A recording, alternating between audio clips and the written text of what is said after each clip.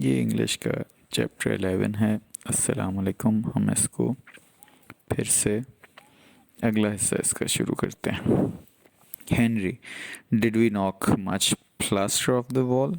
Henry, क्या हमने दीवार से ज़्यादा प्लास्टर गिरा दिया? Mrs Slater, never mind, never mind the plaster. Do I look all right? Straightening her hair at the glass. Just watch Elizabeth's face when she sees we are all in half mourning. Throwing him tidbits. Take this and sit down. Try and look as if we'd been waiting for them. Henry sits in the armchair and Mrs. Slater left off table. They read ostentatiously Victoria ushers in Ben and Mrs. Jordan.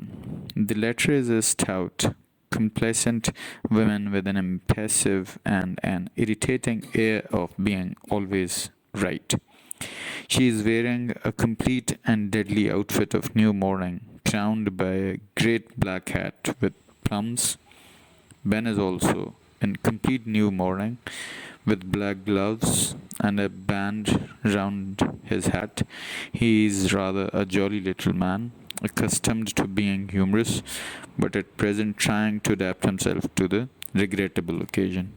He was a bright, chirpy little voice. Mrs. Jordan sails into the room and solemnly goes straight to Mrs. Slater and kisses her.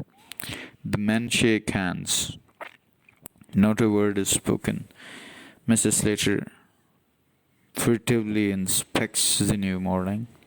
Mrs. Slater, plaster के लिए परेशान ना हो, क्या मैं ठीक लग रही हूँ? शीशे के सामने अपने बालों को सीधा करते हुए। सिर्फ एलिज़ाबेथ का चेहरा देखो, जब वो देखती है हम सब तकरीबन सोग में हैं। उसकी तरफ टिटबिट्स फेंकते हुए, ये लो और बैठ जाओ, कोशिश करें और देखें जैसे हम उनका इंतज़ार कर रहे हैं। हेनरी आराम कुर्सी पर बैठता है और मिसेस स्लेटर मेज़ के बाईं तरफ। वो बेतकल्लुफ़ी से पढ़ते हैं। विक्टोरिया बेन और मिसेस जॉर्डन को लेकर आती है। आने वाली एक मजबूत मुतमईन औरत है जो बेहिस और गुस्सा दिलाने वाले तासुर के साथ और हमेशा दुरुस्त होने वाली खातून है। उसने नए सोग का एक मुकम्मल और मातमी लिबास पहना हुआ जिसमें अजीम सा ताज पहना गया है। बेन भी मुकम्मल तौर पर सोग वाले लिबास के साथ वो स्याह दस्ताने और गोल फीते वाली टोपी के साथ है। वो एक छोटे कद का खुश मिजाज आदमी है जो मज़ाहिया होने का आदी है, लेकिन इस वक्त वो ख़ुद को अफसोसनाक मौके के मुताबिक ढालने की कोशिश कर रहा है। उसकी आवाज़ एक रोशन चहचहाती हुई आवाज़ है। मिसेस जॉर्डन कमरे में नमूदार होती हैं और संजीदगी से सीधा मिसेस स्लेटर के पास जाती हैं और उसका बोसा लेती हैं। आदमी हाथ मिलाते हैं, कोई लफ्ज़ नहीं बोला जाता। मिसेस स्लेटर खुफिया तौर पर नए सोग के लिबास का मुआयना करती हैं। Mrs Jordan, well Amelia, and he is gone at last. Mrs Jordan, ठीक है अमिलिया, और वो आखिरकार चले गए। Mrs Slater, yes he is gone. He was 72 a fortnight last Sunday. She sniffs back a tear. Mrs. Jordan sits on the left of the table, Mrs. Slater on the right, Henry in the armchair, Ben on the sofa with Victoria near him. Mrs. Slater, जी हाँ, वो चले गए। वो 15 दिन कबल आखिरी इतवार को 72 साल के हो गए थे। उसने एक आंसू रोका।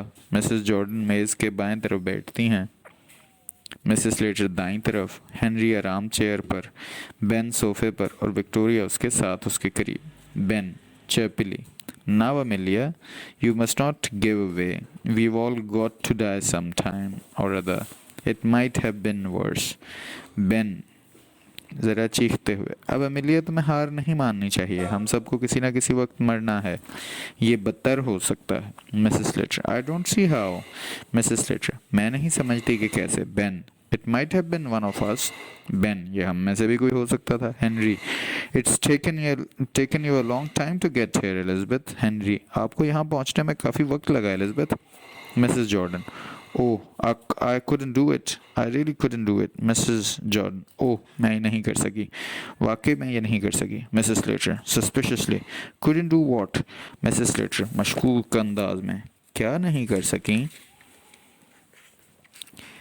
Mrs Jordan, I couldn't start without getting the mourning glancing at her sister. Mrs. Jordan, मैं सोख के कपड़े लेने के बगैर शुरू नहीं कर सकी अपनी बहन को देखकर. Mrs. Slater, we have ordered ours. You may be sure. Acidity, I never could fancy buying ready-made things. Mrs. Slater, हमने अपना ऑर्डर दिया है, आपको यकीन हो सकता है गुस्से से मैं कभी भी तैयार चीज़ें ख़रीदना पसंद नहीं कर सकती. Mrs. Jordan, no. For myself, it is such a relief to get into the black. And now perhaps you will tell us all about it. What did the doctor say? Mrs. Jordan, नहीं, मेरे लिए खुद इस तरह का स्याह लिबास पहनना एक राहत है और अब शायद आप हमें इसके बारे में सब बताएंगे. डॉक्टर ने क्या कहा? Mrs. Slater, oh, he's not been near yet. Mrs. Jordan, Mrs. Slater, oh, वो अभी तक करीब यानी चेक करने नहीं आया. Mrs. Jordan, not been near. Mrs. Jordan, करीब नहीं रहा, चेक करने नहीं आया. Ben, in the same breath, didn't you send for him at once? Ben, इसी लम्हे, क्या तुमने उसे फौरन नहीं बुलवाया था? Mrs. Slater, of course it did. Do you take me for a fool? I sent Henry at once for Dr. Pringle, but he was out. Mrs. Slater, यकीनन मैंने किया, क्या तुम मुझे अहमक समझते हो? मैंने हेनरी को फ़ौरन डॉक्टर प्रिंगल के लिए भेजा, लेकिन वो बाहर था, अपने दफ्तर में मौजूद नहीं था. Ben, you should have gone for another. Eliza. Ben, आपको दूसरे डॉक्टर के लिए जाना चाहिए था. Eliza.